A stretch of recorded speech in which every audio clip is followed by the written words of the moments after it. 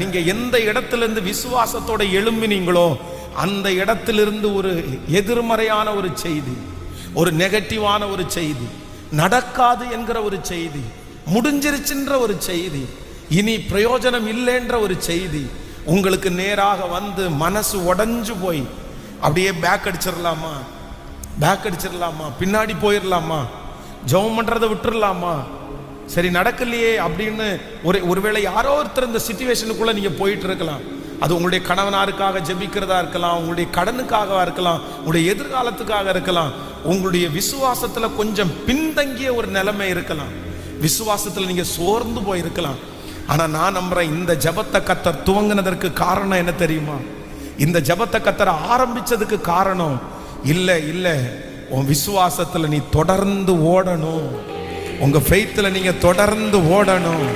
என்ன நடந்தாலும், என்ன செய்தியை கேட்டாலும், ஆமேன், எவ்வளவு பெரிய சூழ்நிலை வந்தாலும் உங்களை முன்குறித்தவர் அவர் கைவிட மாட்டார், உங்களை அழைத்தவர் அவர் கைவிட மாட்டார். அது நடக்கும்.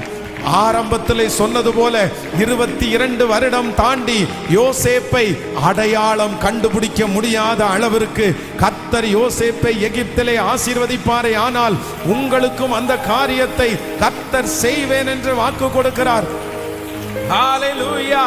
விசுவாசத்திலே தொடர்ந்து நில்லுங்கள், விசுவாசத்திலே தொடர்ந்து நில்லுங்கள், விசுவாசத்திலே தொடர்ந்து நில்லுங்கள். ஹல்லேலூயா.